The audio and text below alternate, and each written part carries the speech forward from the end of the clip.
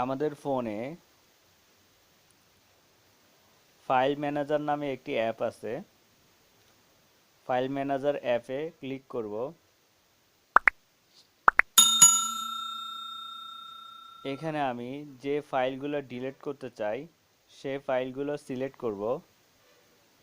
আমি এখানে সিলেক্ট করলাম ডকুমেন্টস, অ্যান্ড্রয়েড, এই দুটি অপশন ডিলিট করতে চাই। ডিলিটে ক্লিক করব, ওকেতে ক্লিক করব।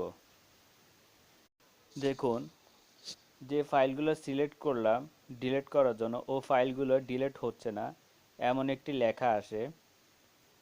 তা কিভাবে সমাধান করব তা আমি দেখিয়ে দিচ্ছি। ফাইলগুলো ডিলিট করার জন্য আপনাকে যে কাজটি করতে হবে, আপনার ফোনটি বন্ধ করে চালু করবেন। আমি আমার ফোনটি বন্ধ করে চালু করে দেখাচ্ছি। আপনার ফোনটি বন্ধ করে চালু করার পর আবার চলে যাবেন ফাইল ম্যানেজারে। তা আমি এখন অ্যান্ড্রয়েডে সিলেক্ট করলাম, ডিলিটে ক্লিক করলাম, ওকেতে ক্লিক করব। দেখুন, অ্যান্ড্রয়েড অপশনটি ডিলিট হয়ে গেছে। প্রথমে কিন্তু এই অপশনটি ডিলিট হয় নাই। যখন আমি ফোনটি বন্ধ করে চালু করলাম, তারপর ডিলিট করলাম, তারপর ডিলিট হয়ে গেছে।